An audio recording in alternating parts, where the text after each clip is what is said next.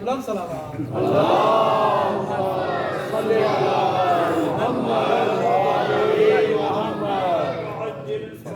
اعوذ باللہ من الشیطان اللعین الرجیم بسم اللہ الرحمن الرحیم الحمدللہ رب العالمین بارئ الخلائق اجمعین والصلاة والسلام والتحیۃ والاکرام علی اشرف الانبیاء والمرسلین سیدنا و نبینا ابی القاسم المصطفیٰ محمد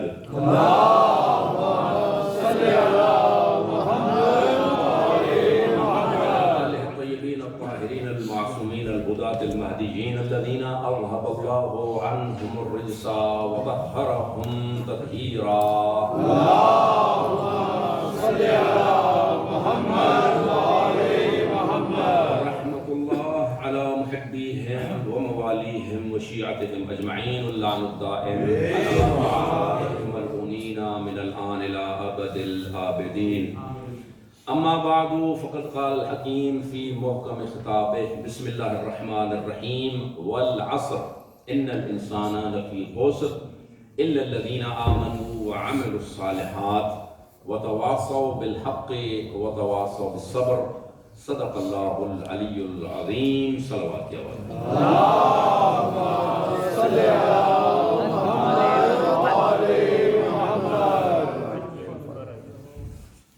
سب سے پہلے میرا سلام ہو آپ لوگوں پر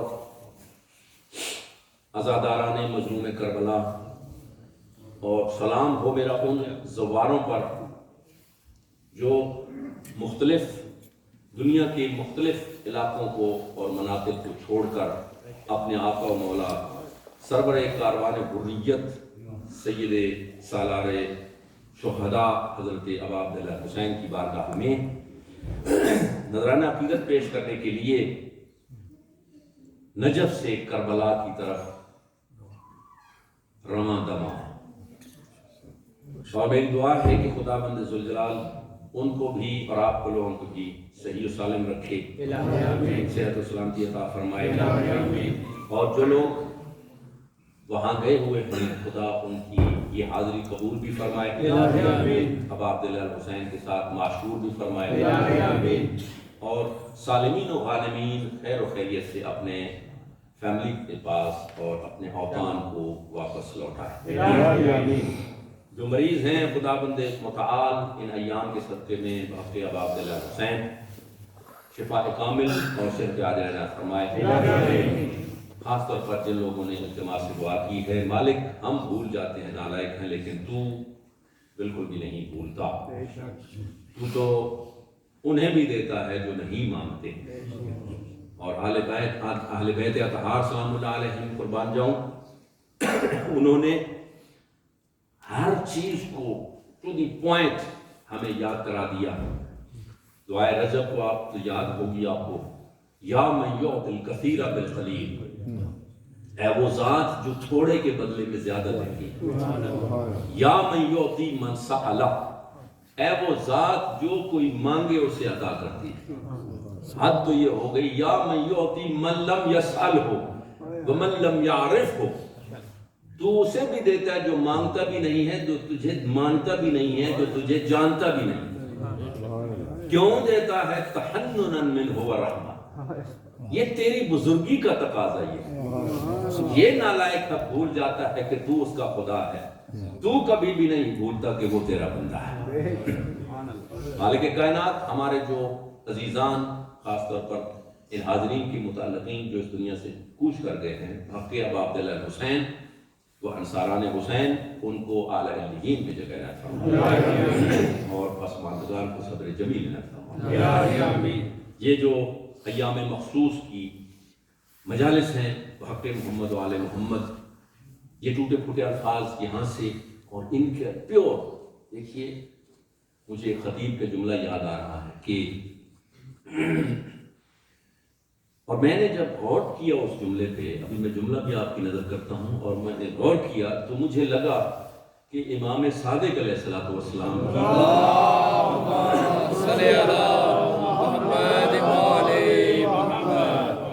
اس نے، یہ خطیب نے پنجابی میں کہا کہ آپ لوگ جو سامعین ہوتے ہیں بغیر کسی لالچ کے آتے ہیں، آپ کی نیت ماشاءاللہ، کوئی یہاں پوچھے نہ پوچھے کوئی فرق نہیں پڑتا، لیکن جو یہاں پڑھنے آتا ہے اسے ضرور فرق پڑتا ہے۔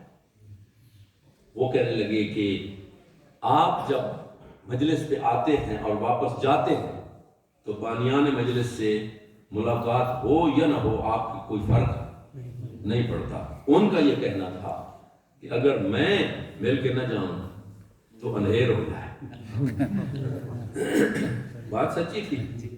میں نے غور کیا اس جملے پہ تو لگا کہ سرکار جعفر صادق علیہ السلام ارشاد فرماتے ہیں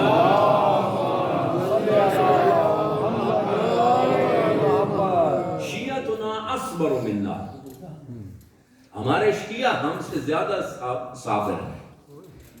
آپ کہیں گے کیسے؟ ہم تو ان کا نام لے کر ان کے واسطہ دے کر دعائیں مانگتے ہیں، اور ہم کیسے زیادہ صابر ہو سکتے ہیں؟ تو اس لال ولایت نے ارشاد فرمایا کہ وجہ میں بتاتا ہوں حجت خدا ہونے کے حوالے سے کہ ہم اگر صبر کرتے ہیں بلاؤں اور مصائب پر تو ہم اس کے کانسیکوینسز کو بھی جانتے ہیں۔ اس لیے ہمارے لیے تو واضح ہے، معلوم ہے ہم نے صبر جو کرنا ہے، لیکن شیعہ ہمارے کیوں زیادہ صابر ہیں؟ انہیں اس کے نتائج کا معلوم نہیں ہے، ہماری بات پہ یقین کر کے وہ صبر کرتے ہیں۔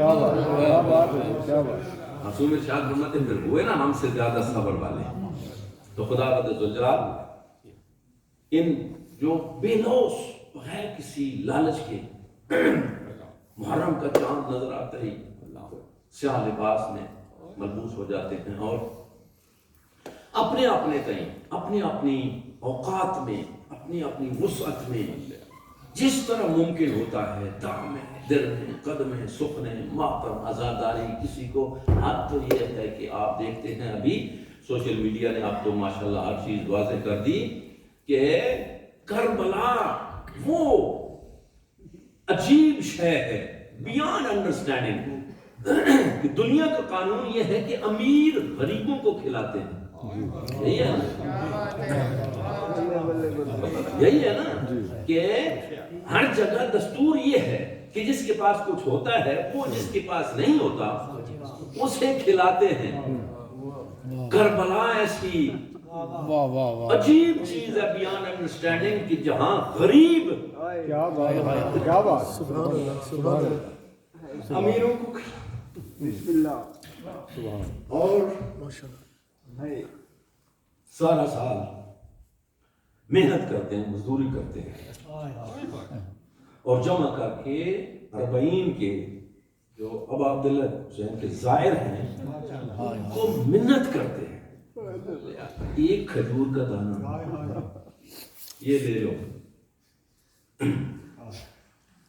مجھے ایک اور خطیب کا جملہ بھی یاد آ گیا، شاید وہ انڈیا کے تھے یا پتہ نہیں، شاید مجھے سب یاد نہیں رہا، معاف کیجیے گا، کہ اگر کسی کا کوئی 10 روپے کا یا 5 کا یا 10 پاؤنڈ کا نوٹ گر جائے نا تو بڑا افسوس لگتا ہے انسان کو، ریگریٹ کرتا ہے، لیکن یہ کیا ہے حسین؟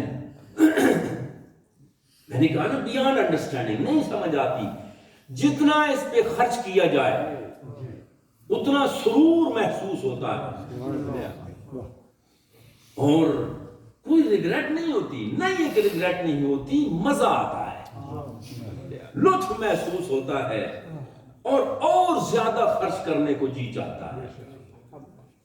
اسی لیے آج میری ایک اہل سنت بھائی سے ملاقات ہوئی تو میں نے کہا آپ بھی جائیے کربلا، کہنے لگے ہم بھی جا سکتے ہیں۔ میں نے کہا میں بھیجواؤں گا، کوئی مسئلہ نہیں ہے، اس لیے کہ ابا عبداللہ حسین صرف شیعوں کا نہیں ہے۔ آج جا کے دیکھیے اس کا تعجب کی انتہا نہ رہی۔ میں نے کہا پچھلے سال 6 کروڑ تھے زائرین، پینڈیمک کے باوجود اس سال ٹارگٹ اس سے زیادہ ہے۔ تو کہنے لگا حیران ہو کے کہ اتنے تو عوام نہیں عراق کے۔ میں نے کہا یہی تو مزہ ہے کہ وہاں صرف عراقی نہیں، وہاں صرف شیعہ نہیں، وہاں صرف سنی نہیں، دنیا کا ہر باضمیر انسان وہاں کوئی اپنی کراس اٹھائے ہوئے جا رہا ہے، سینے پہ لگائے ہوئے عیسیٰ کا میں مرید ہوں لیکن حسین کا غلام ہوں۔ سکھ ہے کرپان لگائے ہوئے حسین کے سامنے سر جھکایا جا رہا ہے، ہندو ہے قوم کی نشانی لگا کر وہ بھی حسین کو نذرانہ عقیدت پیش کرنے کے لیے جا رہا ہے۔ دنیا میں کہیں حسین وہ یونیورسل پرسنالٹی ہے جس کے لیے کوئی باؤنڈری نہیں ہے، کسی مذہب کی قید و بند نہیں ہے، کوئی شرط و شرائط نہیں، کوئی رنگ و نسل و زبان کی کوئی پابندی نہیں ہے۔ نہیں، آپ حسینی ہونے کے لیے شیعہ و سنی ہونا ضروری نہیں ہے، بلکہ اسے آزاد ضمیر کا ہونا ضروری ہے۔ حسینی ہونے کے لیے اب وہ دور گیا کہ کہتے تھے حسین شیعوں کا ہے، یہ حسین ماتم کرتے ہیں اور فلاں کرتے ہیں۔ آج اس دور میں، اس 21ویں صدی میں بالکل واضح ہو گیا ہے کوئی مذہب نہیں ہے، صرف دو ہی نظریے ہیں، ایک حسینی ہے، ایک یزیدی ہے۔ اب یہ چھوڑیے کہ فلاں شیعہ ہے اور فلاں سنی ہے، اب الحمدللہ اہل سنت بھائی بھی جو ہیں وہ کھل کے سامنے آ رہے ہیں اور وہ کہنے پہ مجبور ہو گئے ہیں۔ اور میں نے کل رات کو جملہ آپ کی نظر کیا کہ الفضل بما شہدت بہ الاعداء، فضیلت ہوتی وہ ہے کہ دشمن اس کا اقرار کرے۔ یہ کیا ہے کہ منہ میاں مٹھو اپنے لیے بنا انسان، ہم یہ تو ہم وہ، بات تو یہ ہے کہ دوسرے کہیں ہاں یہ ہے۔ اور اسی کو آپ کے چھٹے امام ارشاد فرماتے ہیں ہم چاہتے ہی آپ سے یہ ہے کہ تمہارے چھٹے امام کا سینہ فخر و مباحات سے چوڑا ہو جاتا ہے اس وقت کہ جب 1000 بندے کی بستی ہو اور وہاں میرا ایک ہو باقی سارے مخالف ہو، لیکن ہو کیا میرا ایسا ایکسکلوزیو ہو کہ نکھر کے سامنے آئے، ہر شے میں وہ امام نظر آئے، لیڈر نظر آئے، نماز میں سب سے پہلے وہ ہو، ساری دنیا کہے ہم ہاتھ باندھ کے یا جیسے بھی الٹے سیدھے کھڑے ہو جائیں گے، امامت کا حق اسے ہے۔ اور اگر کردار کی بات آئے تو ساری دنیا پیچھے ہو جائے اور کہیں صادق والا حسینی یہ ہے، اور کہیں کسی حوالے میں دنیا کا کوئی شعبہ ہو اس میں اگر بات ہو تو میرے کی ہو، وہ کہیں کہ ساری ہر شے اس میں ٹھیک ہے سوائے اس کے کہ یہ شیعہ ہے، یہ جعفری ہے، معصوم ارشاد فرماتے ہیں اس وقت میرا سینہ چوڑا ہو جاتا ہے کہ میری وجہ سے تجھے نیچے کیا جا رہا ہے، میں وعدہ کرتا ہوں تجھے اٹھا کے عرش پہ پہنچا۔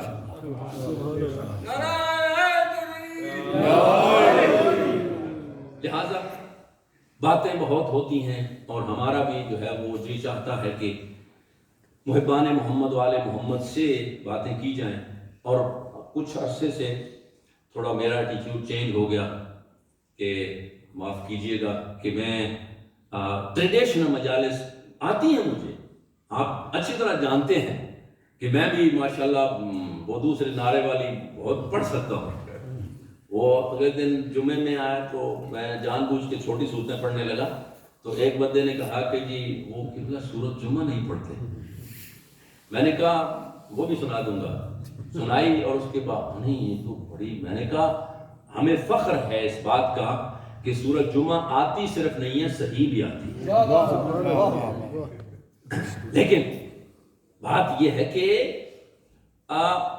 ہر شے کا جو ہے ایک پیمانہ ہوتا ہے، اور جو حقیقت بات یہ ہے کہ صرف اور صرف ہم ایک لمیٹیشن میں قیدی ہو کے نہ رہ جائیں، بلکہ حق بات یہ ہے کہ جس کے لیے 1,24,000 انبیاء اللہ نے بھیجے اور ان کے اوصیاء، اور خاص طور پر دیکھیے اللہ نے جتنے بھی انعامات دیے ہیں کہیں بھی احسان کا نہیں جتلایا۔ یہ میں آپ کو ایک ہدیہ پیش کر رہا ہوں آپ کے لیے نظر کہ جو کام بھی کیا انسان پر کوئی نہیں جتایا کہ یاد رکھنا میں نے تم پہ احسان کیا ہے، کوئی کہیں بھی، سوائے 4 مقامات کے۔ ان میں سے ایک مقام یہ ہے کہ اس نے ولایت عطا کی۔ اب میں اہل علم کی خدمت میں بیٹھا ہوں، بہت سے اگر کوئی اہل علم آ جائے تو پھر لگام بھی آ جاتی ہے کہ کہیں ادھر ادھر پٹڑی سے انسان نہ اتر جائے، اور خاص طور پر اگر سینئر بیٹھا ہو تو اور بھی پرابلم ہو جاتی ہے۔ تو میں انشاءاللہ معافی چاہوں گا قبلہ کعبہ سے، پر بات عرض کر رہا ہوں اللہ رب العزت نے ان 4 مقامات سے ایک میں یاد دلا کے آگے بڑھوں گا۔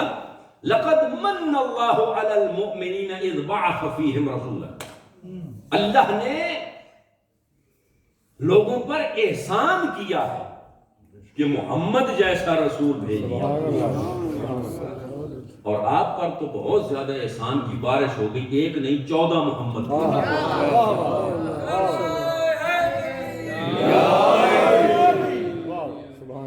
میرا موضوع یہ نہیں تھا، میں نے کل سے اور سجاد بھائی سے بھی کہا کہ میں منازل آخرت جو ہے وہ، اور جب کبھی بھی آنا ہوا، اگر پتہ نہیں ریگریٹ نہ کیا انہوں نے پھر بلا لیا، تو بھی انشاءاللہ منازل آخرت جو ہیں وہ جاری ساری رہنے کا امکان ہے، مگر یہ کہ آپ نے انکار کر دیا اور آپ کہیں گے کہ نہیں جی وہی سنائیں جو باقی سناتے ہیں، تو پھر کوئی بات چارہ کار نہیں ہے۔ تو عزیزان محترم، یہ میں نہیں کہہ رہا بلکہ وہ سچے نے، جس کو اللہ نے احسان بنا کر مجھے اور آپ کو دیا، اس نے کہا گھبراؤ نہیں، میں جانے والا نہیں ہوں، جب تک قیامت نہیں آ جاتی میں رہوں گا، شکلیں بدلتی جائیں گی، اولنا محمد، میں اس دور کا محمد، اوسطنا محمد، درمیان میں بھی آئے گا، آخرنا محمد، میرا آخری بھی محمد ہی ہوگا۔ نہیں، آپ کو بتا دوں کلنا محمد، ہم سارے کے سارے محمد۔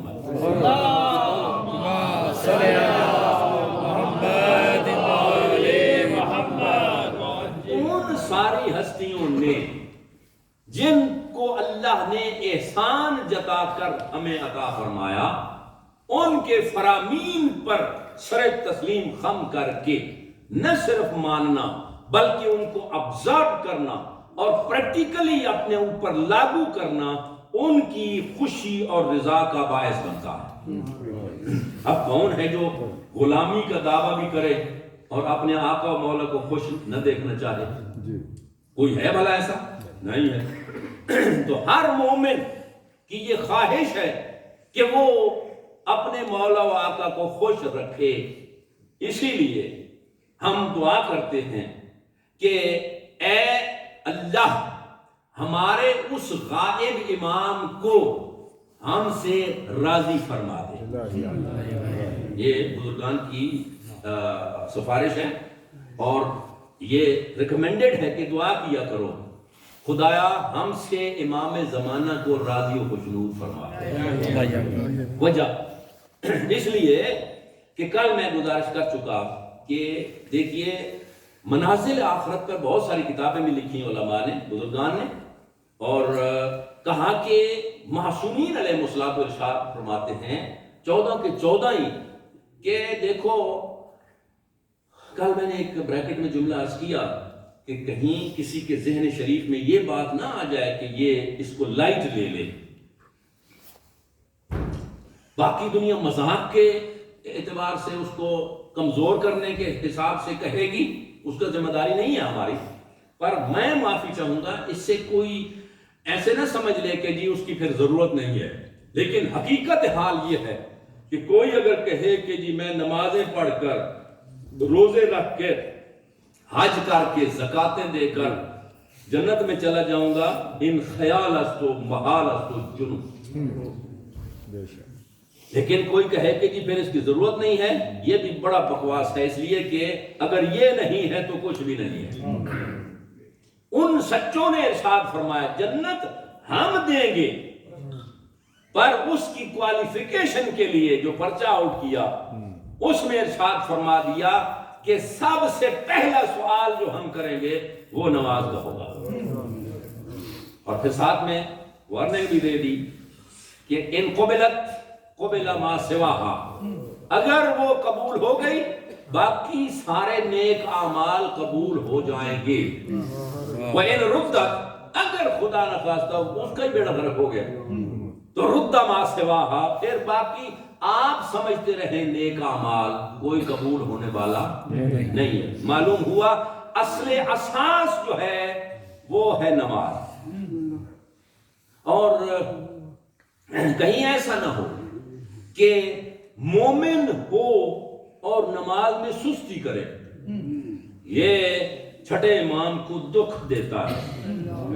اور آقا ارشاد فرماتے ہیں جن لوگوں کے سامنے کہا تھا ان لوگوں کا یہ کہنا ہے، یہ کتاب میں لکھا نہیں ہے، ان کے امپریشن ہے کہ حضرت کا رنگ بھی تبدیل ہوا تھا. مولا ارشاد فرماتے ہیں لا تنال شفاعتنا من استخف بالصلاۃ. یہ نہیں کہ کوئی نماز پڑھتا نہیں ہے، نہیں، اس کی تو بات ہی چھوڑو نا. جو نماز کو خفیف سمجھتا ہے، ایزی لیتا ہے، دیر سے پڑھتا ہے، اس کو ہم شفاعت نہیں کریں گے. ایک بات ہے کہ صرف کہا نہیں ہو تو پھر ڈر لگتا ہے پتہ نہیں کریں گے کہ نہیں. ایک دفعہ معصوم جو ہے وہ کہہ چکے ہیں کہ ہم نہیں کریں گے، پھر کون ہے جو زبردستی کروا لے گا. اس لیے مومن ہوتا ہی وہ ہے، مومن ہوتا ہی وہ ہے جو اپنے آقا و مولا کی بالکل بھی مخالفت نہ کرے. جو مولا کہے، آپ ہی تو کہتے ہیں نا پنجابی میں نوکر کی نخرا کی. یہ تو نہیں ہو سکتا کہ مولا ہم ہیں تو آپ کے غلام پر آپ کی بات ماننے کے لیے تیار نہیں. مولا علی علیہ السلام ایسے غلاموں سے گلا کر کے گئے ہیں، شکوہ کر کے گئے. نہج البلاغہ پڑھ کے دیکھو، مولا ارشاد فرماتے ہیں کہ جی کرتا ہے میں ایسے لوگوں کو جو صرف مجھے نام لے کر میرا نام لیتے ہیں ان میں سے 10 دے کر اس باطل والے کا ایک لے لوں، سودا کر لوں. وجہ کہ یہ جانتے ہیں کہ میں حق پر ہوں، باوجود اس کے پھر بات نہیں مانتے، اور وہ جانتے ہیں کہ وہ باطل پر ہے پھر بھی اس کے باطل پر وہ اس کا ساتھ دیتے ہیں. میں اپنے چاہنے والوں کو کہتا ہوں کہ اٹھو جنگ کے لیے، کہتے ہیں مولا سردی ہے، تھوڑا موسم تبدیل ہونے دیں. اور پھر جب تبدیل ہو جاتا ہے پھر کہتا ہوں، کہتے ہیں جی اب گرمی ہے، اب تھوڑی ٹھنڈ ہونے دیں. یہ کیا ہوا؟ نہیں عزیزان محترم، جو سب سے پہلا مرحلہ اور پہلی منزل آتی ہے آخرت کی وہ ہے موت. اور یہ مجھے معلوم ہے کہ موت کو کوئی سننے کے لیے تیار نہیں ہے. حالانکہ اگر اپنے ائمہ کی بات سنیں تو وہ چاہتے ہیں کہ ہمارا شیعہ ہے ہی وہ جو موت کا ہی تذکرہ سنے، صرف اور صرف ادھر ادھر کی نہیں بلکہ موت کا تذکرہ. اس لیے کسی نے پوچھ لیا تھا امیر کائنات سے، میں قربان جاؤں اور کوئی اس کا جواب دے سکتا بھی نہیں، یہ صرف باب مدینۃ العلم کا خاصہ ہے کہ وہ جواب دے. کسی نے کوئی آپ جیسا زیرک بندہ بیٹھا تھا اور اس نے کہہ دیا کہ مولا سمجھ نہیں آتی، نماز جو پڑھتے ہیں ہم اس میں آپ کے ذہن میں بھی یہ سوال تو آتا ہوگا کہ باقی سارے اعمال سنگل ہیں، ایک ایک ہے، تکبیرۃ الاحرام ایک، نیت ایک، قیام ایک، رکوع ایک، تشہد ایک. تو یہ مولا سجدے ہر رکعت میں 2 کیوں ہیں؟ کبھی آپ کے ذہن شریف میں آیا؟ جی.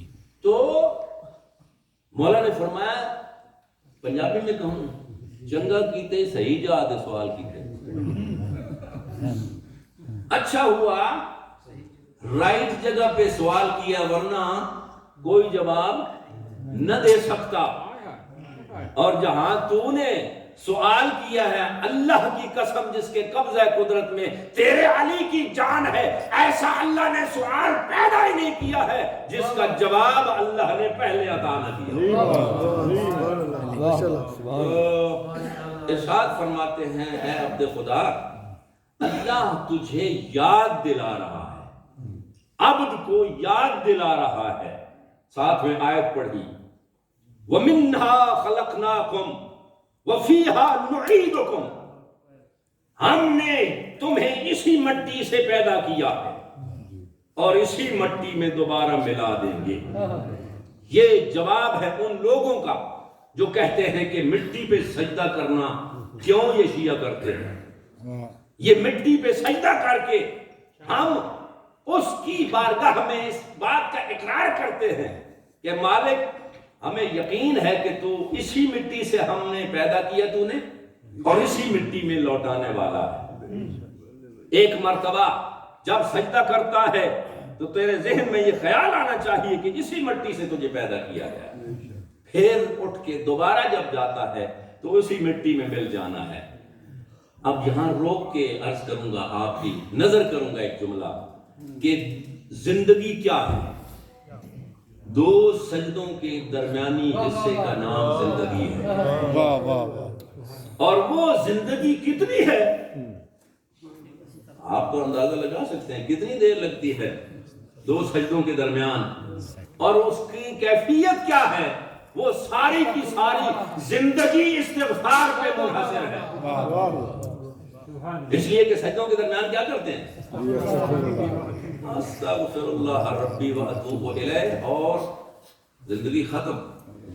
معلوم ہوا وہ 100 سال ہو یا چند لمحے ہو، اس کے استغفار سے غافل نہیں ہونا چاہیے۔ یہ ہے مومن آل محمد کی پہچان، جسے یقین ہو۔ اب کل میں نے عرض کیا تھا، اور میں یقین مانے آپ کو تو نہیں کہہ سکتا، میں اپنے آپ سے خطاب کرتا ہوں کہ ہمارا ایمان کیا ہے موت کے بارے میں، ہمارا تصور کیا ہے موت کے بارے میں۔ کہتے ہیں لخلق زبان سمجھ کر، جیسے شعر سنتے ہیں ہم، شاید جی معاف کرنا اوفینس نہ ہو جائے، کہ لذت محسوس ہوتی ہے اس کی کہ شعر و شاعری میں صرف مجاز ہوتا ہے۔ اب یہ تو وہ سمجھیں گے زیادہ تر استعارات و مجازات، اور ایک اور ان کی مجبوری ہوتی ہے علم عروض میں وہ وزن قافیہ اور ردیف کا، اس لیے ان کو کچھ کانٹ چھانٹ بھی کرنا پڑتی ہے۔ تو اس لیے ہم یہ سمجھتے ہیں، ایک دوسرے کو بولتے بھی ہیں کہ جی بس مر جانا حق کا راستہ ہے، یہ تو جی بالکل اٹل ہے، لیکن کہتے دوسروں کے لیے۔ اب میں آہستہ اس لیے کہہ رہا ہوں کوئی سن نہ لے۔ ہمارا ایمان یہ ہوتا ہے کہ مر سب دنیا نے جانا ہے سوائے میرے، اب میں نے کوئی نہیں مرنا، ورنہ اگر یہ ایمان ہو کہ میں نے بھی مر جانا ہے تو پھر میں بھی مرنے کا انتظام کروں۔ اس لیے کہ آپ کس کی مجلس میں بیٹھے ہیں؟ مولا حسین علیہ السلام سرکار کا ہی بیان سنا دوں۔ آقا ارشاد فرماتے ہیں المؤمن کیس، مومن جو ہے وہ جتنا دنیا اسے سمجھتی ہے اس سے کہیں زیادہ ذہین و فطین ہوتا ہے۔ تو کیسے ذہین ہوتا ہے؟ کسی نے پوچھ لیا کہ مولا ما لنا نکرہ الموت وانتم لا تکرہون، کیا وجہ ہے کہ ہم موت سے گھبراتے ہوئے نظر آتے ہیں اور اچھی نہیں لگتی، ذکر بھی نہیں سنتے، جب ہی موت کا ذکر آیا ہم کان پکڑتے ہوئے نظر آتے، توبہ توبہ توبہ، اور آپ آل محمد موت سے کھیلتے ہوئے نظر آتے ہیں، کوئی گھبراتے نہیں ہیں۔ حضرت نے جو جواب دیا سونے کے پانی سے لکھنے والا، حضرت فرماتے ہیں گھبراتے آپ بھی موت سے نہیں ہو، وہ بعد میں آنے والے کرتوتوں کے کانسیکوینسز سے آپ کو گھبراہٹ ہوتی ہے کہ مر تو جائیں گے، اس کے بعد جو ہونے والا ہے اس سے گھبراتے ہو۔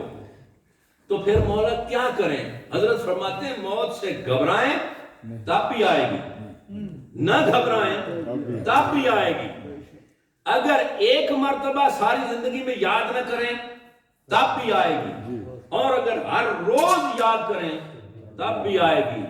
آپ یاد نہ کریں کوئی بات نہیں ہے، وہ چھوڑنے والی نہیں ہے، وہ 5 مرتبہ آپ کو یاد کرتی ہے۔ اور ایک فرشتہ ہے اللہ نے خلق کیا ہے جو 5 مرتبہ زمین و آسمان کے درمیان بلند آواز سے سر لگا کے قصیدہ پڑھتا ہے، اور وہ کہتا ہے لدو للموت وابنو للخرابی ایھا الناس، اپنے لیے اولادیں پیدا کرو، زیادہ بچے بناؤ، لیکن موت کے گھاٹ اترنے کے لیے، اور بلند بالا کوٹھیاں اور عمارتیں بناؤ، پلازے بناؤ، تباہ و برباد ہونے کے لیے۔ یہ میں کیوں بتا رہا ہوں؟ آپ تو دیکھے ہوئے ہیں، دنیا کا دستور یہی ہے، اور آپ لوگ ہی کہتے ہیں جو آیا ہے اسے جانا ہے، اور جو بنا ہے اسے مٹ جانا ہے۔ تو پھر معصوم ارشاد فرماتے ہیں، ہم آل محمد موت سے کیوں نہیں گھبراتے اور آپ کیوں گھبراتے ہو؟ حسین ابن علی تمہیں جواب دینے کے لیے موجود۔ مولا ارشاد فرماتے ہیں، لِأَنَّكُمْ عَمَّرْتُمُ الدُّنْيَا وَخَرَّبْتُمُ الْآخِرَةَ، تم نے دنیا کو آباد کر رکھا ہے اور آخرت کو برباد کر رکھا ہے۔ لِذَا لَا تُحِبُّونَ الْإِنْتِقَالَ مِنْ عِمْرَانٍ إِلَى خَرَابٍ، لہذا کوئی بھی ذی عقل نہیں چاہتا کہ وہ آبادی کو چھوڑ کر جنگل میں چلا جائے۔ وَأَمَّا نَحْنُ، ہم آل محمد کا معاملہ کچھ تم سے جدا ہے۔ خربنا هذه وعمرنا تلك، ہم نے اس دنیا کی پرواہ نہیں کی ہے لیکن آخرت کے گھر کو اچھی طرح ڈیکوریٹ کر کے رکھا ہے۔ وَلِذَا نُحِبُّ الْإِنْتِقَالَ مِنْ خَرَابٍ إِلَىٰ عِمْرَانٍ، لہذا ہم آل محمد چاہتے ہیں جتنا جلدی ہو اس خرابے کو چھوڑ کر اس آباد گھر کی طرف چلیں۔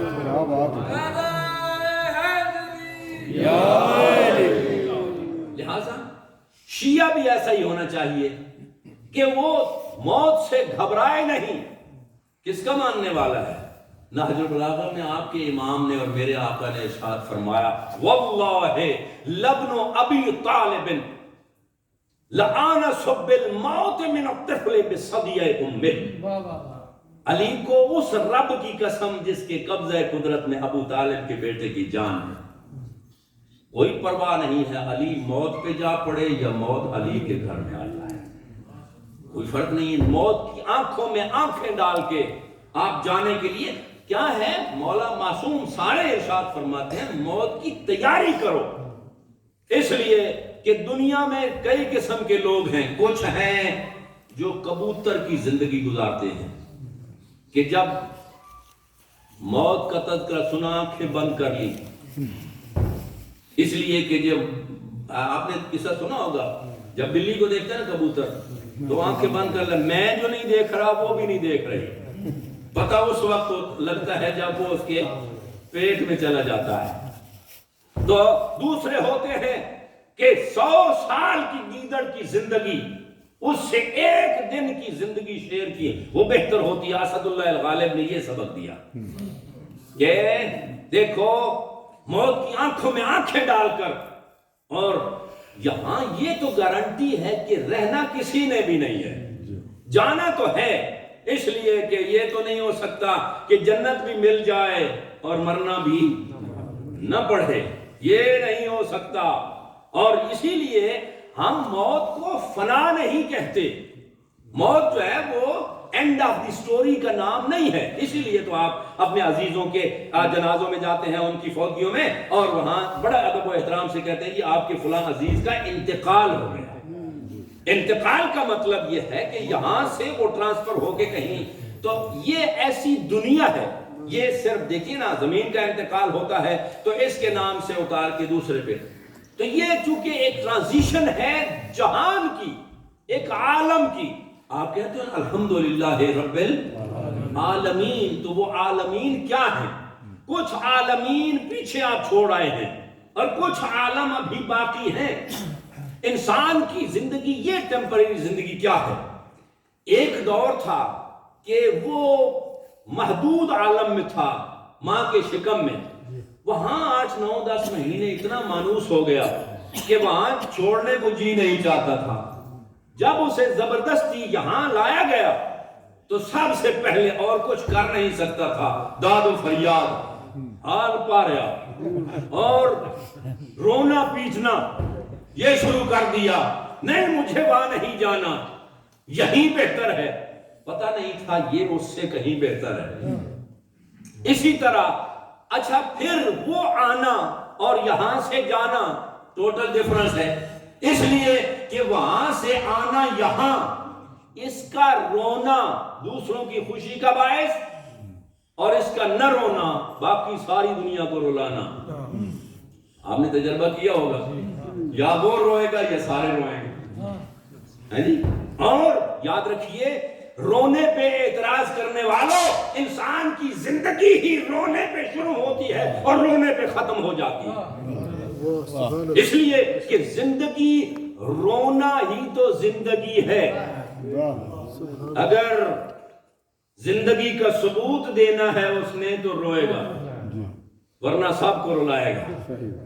ڈاکٹر کہہ دے اور پھر جیسے بھی اسے یا رونا ہے یا رلانا ہے اسے, اچھا نہیں روتا تو اسے کیا کرتے ہیں ڈاکٹر, الٹا لٹکا کے سزا دیتا ہے, تھپڑ مارتا ہے, رو ورنہ سارے روئیں گے.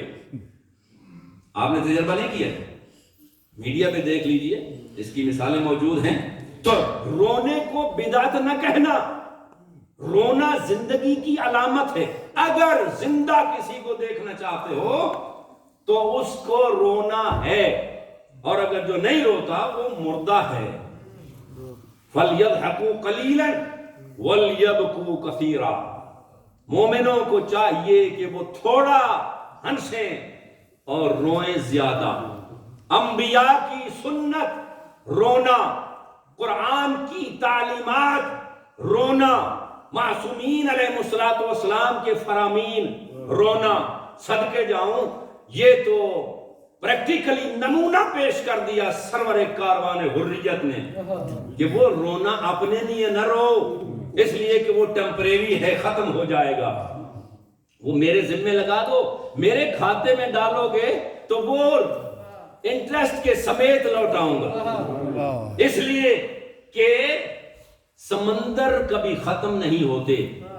قطرے, گلاس, ڈرم, حوض, دریا بھی خشک ہو سکتے ہیں, لیکن تمہارے اگر قطرے سمندر میں منظم ہو گئے تو جب تک سمندر باقی ہے آپ کے وہ قطرے بھی محفوظ رہیں. تو عزیزان محترم, پھر کہیں اور نہ چلا جاؤں, سب سے پہلی منزل موت, اور وہ موت میں کل گزارش کر چکا کہ اس کے کئی روپ ہیں. کہ وہ پلائس والی مثال جو روایت کے اقتباس سے میں نے آپ کی نظر کی, اس کے علاوہ موت کا ایک دوسرا روپ بھی ہے کہ اگر محمد و آل محمد کی تعلیمات کے عین مطابق کوئی انسان اپنی زندگی گزارتا ہے تو پھر اس کی میں مثال دوں گا کہ اپنے عزیزان کو تحفے بھیجا کرو. وہ کیسے؟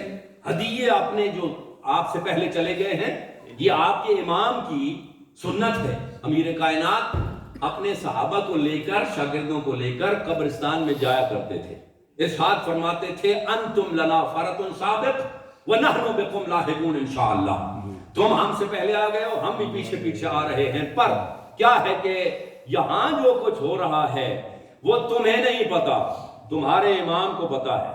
وہاں جو کچھ تمہارے ساتھ ہو رہا ہے تمہارا امام تو جانتا ہے, لیکن یہ جو میرے ساتھ آئے ہیں ان کو نہیں پتا. ان کو بتانے کے لیے تم اپنے امام سے ہم کلام ہو, یہ بھی تمہاری آواز سنیں.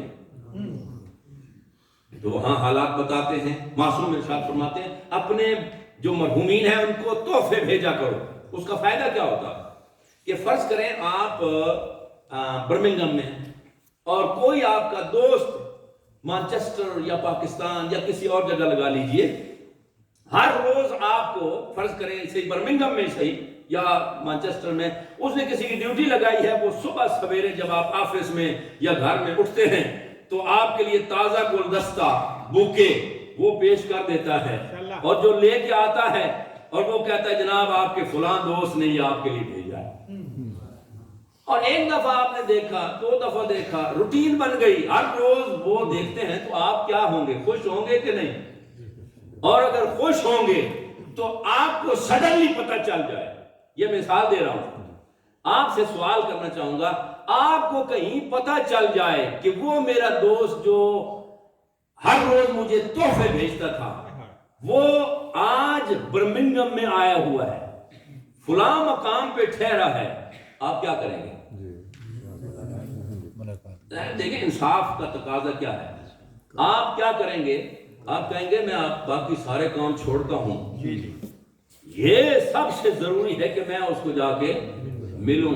معصوم ارشاد فرماتے ہیں جب تم ہمارے لیے تحفے بھیجو گے تو جب تم آؤ گے کیا لگتا ہے آپ کو کہ ہم آپ کا استقبال نہیں کریں گے؟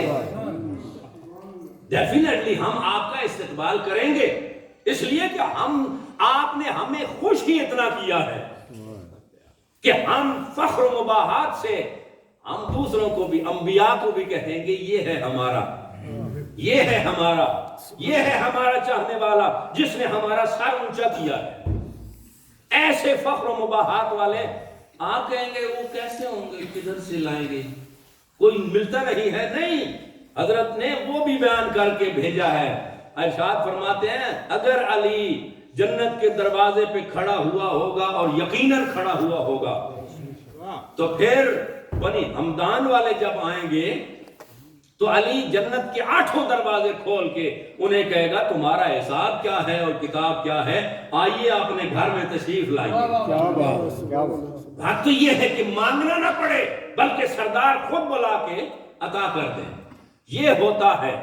اور وہ جنت کیسی ہے پتہ ہے؟ وہ تو منازل میں بعد میں آنے والی ہے، لیکن مجھ سے صبر نہیں ہو رہا، میں آپ کو بتا ہی دوں وہ کیسی ہے کہ یاقوت احمر، سرخ رنگ کے یاقوت کی زنجیریں دروازے پہ لٹکی ہوں گی۔ اور سچے کی حدیث سنا رہا ہوں، مصطفیٰ نے ارشاد فرمایا یہ تو اس وقت کی بات ہے لما اسری بی الی السماء، جب مجھے معراج کرائی گئی تو وہ دکھائے بھی گیا کہ جنت کے دروازے پر جب میں نے دیکھا یہ زنجیریں کیسی لٹکی ہوئی ہیں اور اس میں مختلف قسم کی گھنٹیاں لگی ہوئی ہیں، اور جب کوئی بھی اندر باہر جاتا ہے یا ہوا کا جھونکا آتا ہے اور وہ ہلتی ہے تو اس سے یہی آواز نکلتی ہے یا علی ہو یا علی ہو یا علی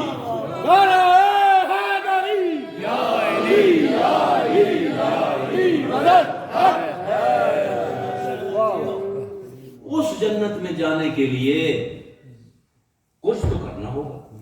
اتنی مہنگی جاگیر جنت اور اتنے سستے میں مل جائے یہ عقل نہیں مانتا۔ عقل یہ کہتی ہے کہ دیکھیں نا، اگر 1 پاؤنڈ کی بریڈ بھی اگر وہاں سے اٹھا لیں تو وہ پولیس کو خبر کر دے گا، جب تک آپ پاؤنڈ دیتے نہیں ہیں وہ بریڈ دینے کے لیے تیار نہیں ہے، جس کے بغیر گزارا بھی ہو سکتا ہے۔ چلے وہ نہ صحیح یار کسی اور چیز کو بائٹ کر لے اور وہ کام چل جاتا ہے، لیکن وہاں اس کے بغیر کام چلنے والا نہیں ہے، اور وہ 1 پاؤنڈ 2 پاؤنڈ کی نہیں ہے، اور وہ دنیا کی پوری دولت سے بھی خریدی نہیں جا سکتی۔ آپ کو مل سکتی ہے پر اس کے بدلے میں فرمانبرداری تو کرنا پڑے گی نا، تعلقات تو بڑھانا پڑیں گے نا۔ اگر وہ تعلقات بھی نہیں ہم نے استوار کیے جنت کے سرداروں سے، اور کوئی کہے کہ ڈرا دھمکا کے لے لیں گے، نہیں، ادھر بھی علی ہے۔ کوئی کہے کہ لالچ دے کے ہم خرید لیں گے، نہیں، وہ کہیں گے غری غیری طلقت کے سلاسل لا رجوع بعدا، ہم نے دنیا کو 3 طلاقیں دے رکھی ہیں، ہمارے کام کی نہیں ہے۔ تو پھر کیسے؟ فرمایا ہمارے ہو جاؤ ہم تمہارے ہو جائیں۔ تو ہمارے کیسے ہونا ہے؟ جو کچھ ہم کہیں وہ کرتے جاؤ، جس سے روکتے ہیں رکتے جاؤ، پھر علی تمہاری جنت کا کعبہ کے گرد پھرتے ہیں مگر جانتے نہیں، کعبہ کے گرد پھرتے ہیں مگر جانتے نہیں، قرآن بھی روز پڑھتے ہیں مگر مانتے نہیں، معاشر میں ہوگی پیاس تو جائیں گے کس کے پاس؟ کوثر کے ساقیوں کو جو پہچانتے نہیں۔ یا علی ہم تیرے ہیں، یا علی ہم تیرے ہیں، جہنم کے لیے دوسرے لعنتی پہ تیرے ہیں۔ علی علی کہنا ڈر کے نہیں رہنا، درویش شادی شاد نعرہ حیدری۔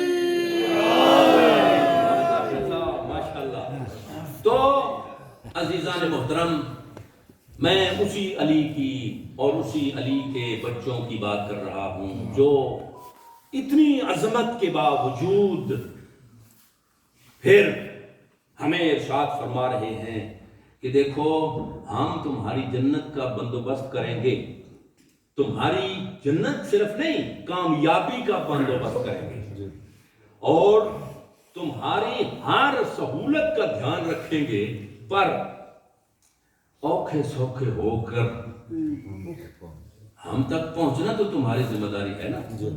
اگر کسی دفتر میں آپ کا کام ہو تو یہاں سے ڈرائیو کر کے کسی حوالے سے دفتر کے ہیڈ تک پہنچنا تو آپ کا کام ہے کہ نہیں؟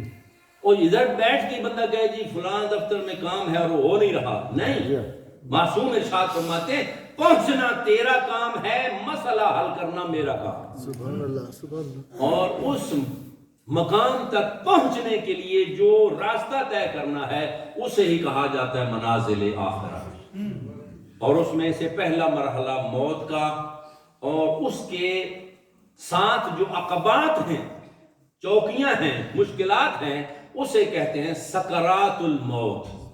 دوسرا مرحلہ سکرات الموت۔ اچھا سکرات موت کیا ہوتے ہیں؟ یہ بھی اب میں نے جملہ عرض کیا کہ یا تو کوئی ادھر سے جا کے خبر دے ہمیں، لیکن وہ ایسا سفر ہے جہاں سے کوئی واپس آیا نہیں ہے، لہذا کس پر ہمیں ایمان رکھنا ہے؟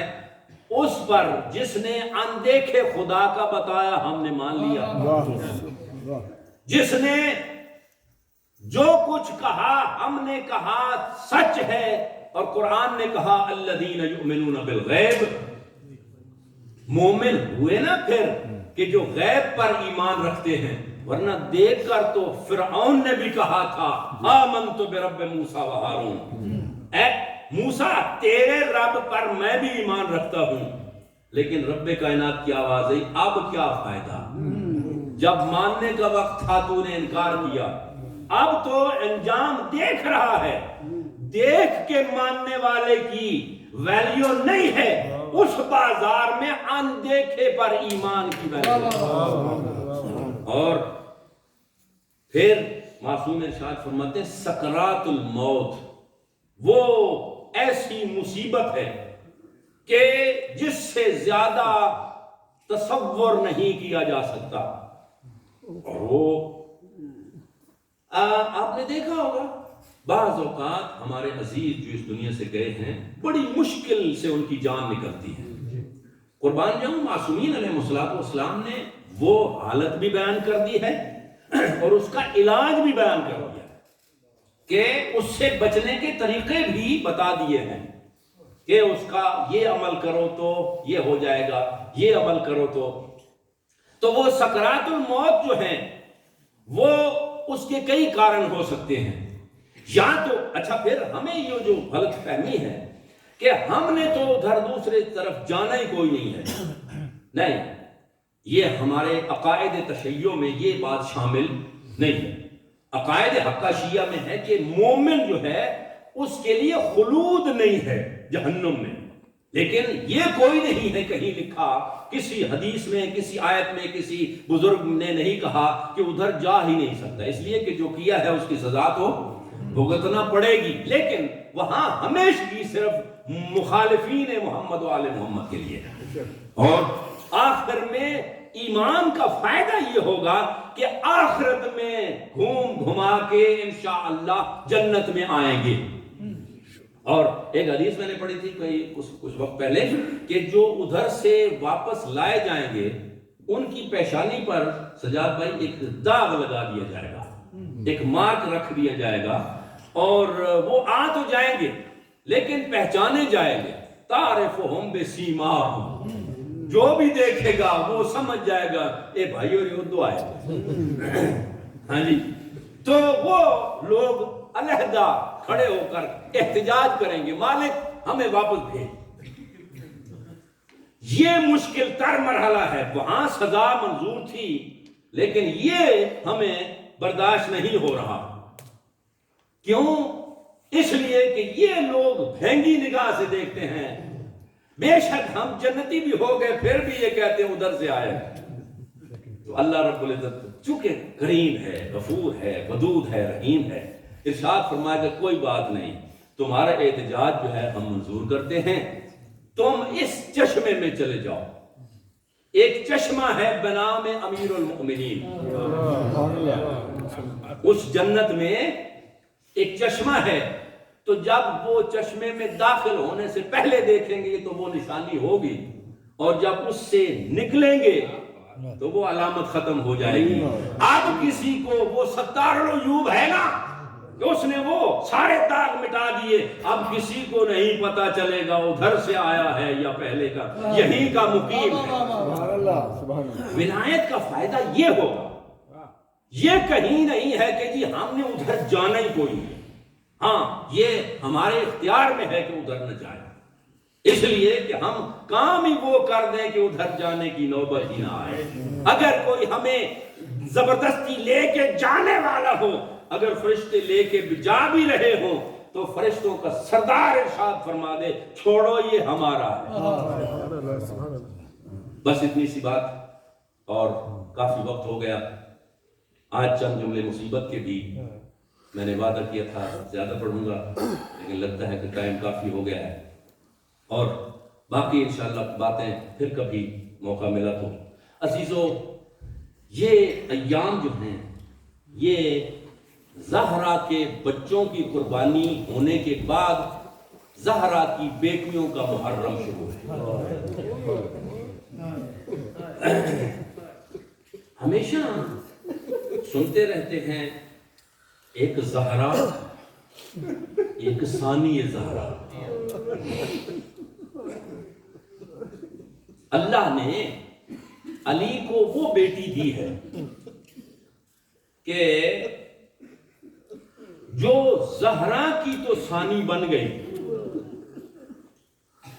لیکن اس بیٹی کا ثانی کوئی نہیں بنا۔ کائنات میں آپ نے نہیں سنا ہوگا ثانی زینب، نہیں، زہرا وہ ہستی ہے جن کا ثانی زینب کی شکل میں موجود ہے۔ زینب، میں کتنے سلام کروں، تجھے اللہ نے وہ بنایا جس جیسا پھر کائنات میں نہیں بنایا۔ دنیا کی واحد ہستی جس سے معصوم اماموں نے مشورہ کیا، اور قرآن مجید میں اس ولایت عہدی اور اس امر ولایت کے لیے ایک مثال ملتی ہے۔ حضرت موسیٰ نے اپنے بھائی ہارون کے لیے شراکت داری کی اپیل دائر کی تھی کہ رب اشرح لی صدری ویسر لی امری واحلل عقدۃ من لسانی یفقہوا قولی واجعل لی وزیرا من اہلی ہارون اخی اشدد بہ ازری واشرکہ فی امری۔ ساری بات کے بعد یہ میرا حصہ دار بنا، اس لیے کہ یہ اتنا اہم امر ہے، میں اکیلا نہیں کر سکتا۔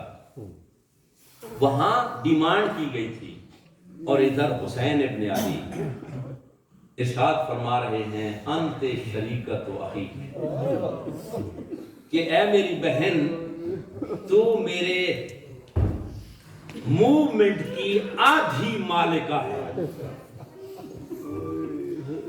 عزیزوں، میں کہنے پہ مجبور ہوں، اگر 1,24,000 کی انبیاء کی محنتوں کو بچایا اور مکمل کیا تو وہ غدیر نے، اور غدیر کو چار چاند اگر لگائے تو کربلا نے، اور کربلا کو دنیا تک، رہتی دنیا تک اگر تشہیر کی ہے تو وہ علی کی بیٹی زینب علیہ وفا۔ اس لیے کہ سچی بات یہ ہے کہ اگر زینب تو نہیں ہوتی تو کربلا ہم کب کے بھول گئے ہوتے۔ مجھے یاد آ رہا ہے خطیب بزرگ عالم دین، وہ کہتے تھے کہ مردوں کے صدمے کب تک یاد کوئی کر کے روتا ہے، جو چیز ہمیں قیامت تک کے لیے رلاتی رہے گی وہ زہرا کی بیٹیوں کے ننگے سر۔ اجرکم اللہ، خدا آپ کو سبب ہمیں آل محمد کے کوئی غم نصیب نہ کرے۔ میں آج صرف اور صرف آقا زادی کے مسائل پڑھوں گا۔ اور میں آپ سے منتی کرتا ہوں کہ ذرا سنبھل کے بیٹھیے، اس لیے کہ یہ وہ ہستیاں ہیں، یہ وہ بی بی ہے کہ خود اس بات کی روایت کرتی ہیں کہ ارشاد فرماتی ہیں ایک وقت تھا کہ میں اپنے بابا کی زانوں پہ بیٹھی تھی اور ہوا کا جھونکا آیا اور میری چادر سرک گئی، اور جو ہی میرا بازو تھوڑا انکور ہوا نا تو میرے بابا کے آنسو بھی گر پڑے۔ معافی چاہتا ہوں، میرے بابا کے آنسو گرے۔ میں نے حسرت کی نگاہ دیکھ کر کہا بابا کیا ہوا؟ کہا مجھے وہ وقت یاد آ رہا ہے کہ ان ہاتھوں پہ رسیاں بندھیں گی۔ بی بی کہتے ہیں ساری زندگی مجھے صادق الباب بابا ہے اس کی بات پہ یقین تھا، پر باور نہیں آ رہا تھا جس کے عباس جیسے 18 بھائی ہو، کس کی مجال کہ اس کے ہاتھوں میں رسیاں باندھے۔ لیکن جب ام البنین کا لال تو نے زین چھوڑی ہے کربلا کے میدان، اجرکم اللہ، سوائے غم آل محمد کے آپ کو کوئی غم نصیب نہ کرے، میں غریب دعا کر رہا ہوں۔ عزیزو، ہر شہید جو کربلا میں ہوا جب اس نے زین چھوڑی تو ہر بی بی نے اس کا نام لے کے پکارا۔ واحد شہید ہے عباس، شہنشاہ وفا، جس نے زین چھوڑی اور ہر بی بی کا ہاتھ آیا سر پہ اور ایک ہی آواز آئی، واحد آواز، آئے ہمارا پردہ۔ جن بیویوں کو زینب نے کہا تھا چلو میں تمہارے پردوں کی محافظ ہوں، ان کو سب کو کہا زینب اپنے لفظ واپس لیتے ہیں۔ اور عزیزو وہاں سے چادریں لٹا کے کیسے لٹیں آپ سن چکے، محرم میں سن چکے۔ آج کی بات کروں، زہرا کی بیٹیاں ان ایام میں بازار و دربار شام کے قریب ہیں۔ شام کے بازار بعض زواروں نے دیکھے ہوں گے، شریف انسان آج 14 صدیوں کے باوجود بھی بازار حمیدیہ کراس نہیں کر سکتا، اپنی بہو بیٹیاں اور مستورات لے کر، معلوم نہیں سجاد غیرت کا مریض امام اپنی پھوپھیوں، ماؤں اور بہنوں کو لے کر کیسے گزرا ہوگا۔ اور پھر پردے میں لے کے جانا مشکل ہے۔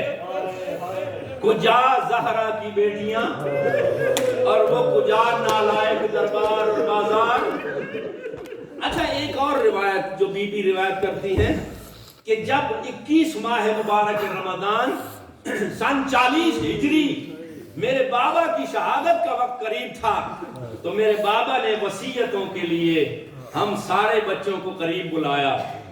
حسن کو وصیتیں کی، حسین کو وصیتیں کی، اور جب آخر میں وقت آیا نا کہ کہا کہ زینب ذرا میرے قریب آؤ، میں نے کان لگایا، میرے بابا کہے زینب جب تیرا بھائی حسین عراق جانے لگے نا تو بیٹی ضرور ساتھ جانا۔ بیٹی کہتی ہے میں بالکل بغیر ہیسیٹیشن کے عرض کرتی جا رہی تھی بابا گھبراؤ نہیں، تیری بیٹی جائے گی۔ کہا تیرے بیٹے کام آ جائیں گے، کہا کوئی بات نہیں، اکبر کے پرچی لگے گی، سہ لوں گی۔ حسین تیرے سامنے 70 قدم پہ دیکھتی رہ جائے گی۔ اور ابھی ایک ذاکر کر رہے تیرے شمشیر چلی، اے کاش ذاکر صاحب شمشیر چلی ہوتی اور اے کاش حلق پہ چلی ہوتی۔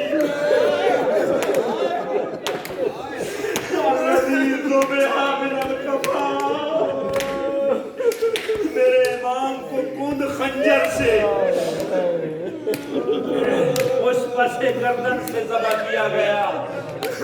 کائنات کا واحد مضمون ہے جسے الٹی طرف سے ذبح کیا گیا، اور عزیزوں شمشیر تو چلتی ہے، ضرب کا معنی ہی ہے مارنا۔ زہرا کے بچے کو خود خنجر سے، یہی تو وجہ ہے پہلی ضرب جب چلائی گئی آدم بھی چھوڑ کے چلے گئے اور ایک ایک ضرب مارتا گیا ظالم۔ انبیاء نے کہا یا رسول اللہ خود جانیے ہم نہیں برداشت کر سکتے۔ جب آخری ضرب چلی علی مولا بھی کہتے زہرا تو جان اب چلا جانے، لیکن کیا کرے وہ شریکت الحسین بی بی جو 70 قدم پہ دیکھ رہی ہے۔ زینب کا ایک وہاں پرابلم کھڑا ہو گیا، مجھے معافی دیجئے، آج بھی جاتے ہو نا تو کربلا کے شاہ کی قبر گودی میں ہے، وہ کئی سیڑھیاں نیچے جا کے آپ زیارت کرتے ہو۔ یہ ایسا نہیں تھا، میرے مولا کہتے زمین نیچی ہو جا میری بہن نہ دیکھ پائے۔ زینب بلند ہو کے کہتی ہے کربلا کی زمین ذرا بلند ہو جا۔ زہرا نے جسے تکیہ پیس کے مارا میں دیکھنا چاہتی ہوں، لیکن کیا کرے زمین اپنے حجت خدا امام کا حکم مان کے نیچے ہوتی جاتی ہے۔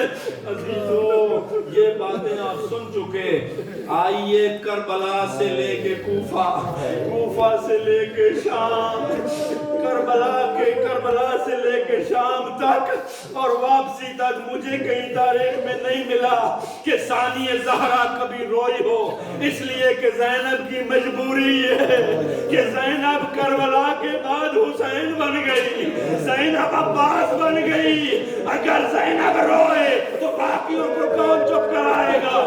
عزیزو زینب 15 اذانیں سننے کے بعد جب بازار شام میں داخل ہوئی، لوگوں نے جو استقبال کرنا شروع کر دیا، اور پھر وہ وصیت تو مجھے بھول گئی، یاد ہی نہ رہی۔ بی بی کہتی ہے میں نے کہا تھا بابا کوئی بات نہیں گھبرائیے نہیں، خدا حافظ جائیے۔ جہاں زینب کہتی ہے ایک ایسی وصیت کی میرے بابا نے، میں معافی چاہوں گا جہاں میں زینب چپ کر گئی، میں کافی چپ کر گئی۔ میرے آقا نے میرے بابا نے کہا زینب بازار سے ہو کر دربار یزید میں جانا ہوگا اور یزید سے بات کرنا ہوگی۔ جہاں میں چپ ہو گئی میں نے کہا بابا جاؤں گی بازار سے ہو کر دربار یزید میں جاؤں گی، لیکن اے بابا میں اکیلی نہیں جاؤں گی، تم بھی ساتھ میں آ جانا، اس لیے کہ مجھے نہیں آتا ہے کہ شرابی سے گفتگو کیسے۔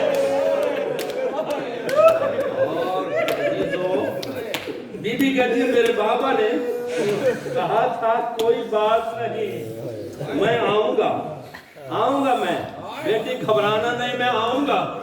اب امام زین العابدین ارشاد فرماتے ہیں میں آپ سے معافی چاہتے ہوئے التماس دوبارہ آخری جملہ، امام ارشاد فرماتے ہیں جب ہم دھکے کھاتے ہوئے، جب ہم پریشانی کے عالم میں، جب اس دربار کے دروازے صدر دروازے پہ جب پہنچے تو میری پھوپھی بیٹھ گئی زمین پر۔ میں نے کہا پھوپھی اماں جانے کا ارادہ نہیں، میری آقا زادی نے پھوپھی نے کہا تھا سجاد جاؤں گی، ذرا ٹھہرو۔ نجف کی طرف منہ پھر گیا، کہا بابا وعدہ کیا تھا آ جاؤ، تیری بیٹی تیار ہے اس شرابی سے گفتگو کرنے کے لیے۔ امام زین العابدین ارشاد فرماتے ہیں تھوڑی دیر گزری تھی کہ میری پھوپھی یا علی کہہ کر کھڑی ہوئی اور جھک کر کہا السلام علیکم یا امیر المومنین۔ اے بابا آپ کے آنے کا شکریہ، دیا سجاد چلو تمہاری پھوپھی تیار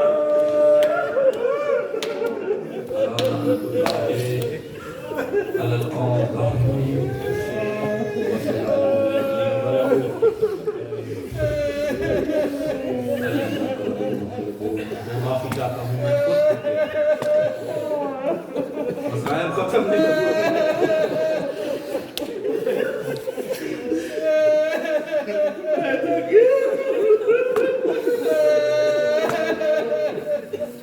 ساری دنیا تک گئی لیکن زینب نہیں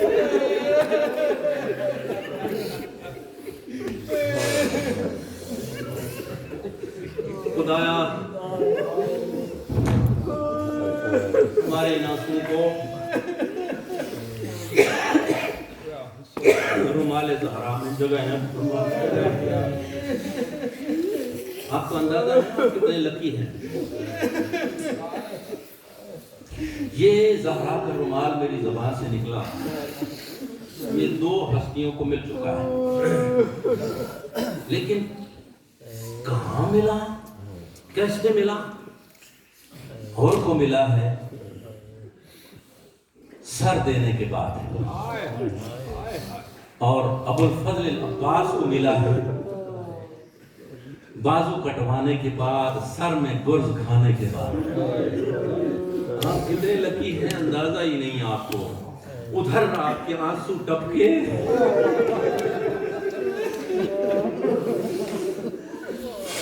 سیدہ رومال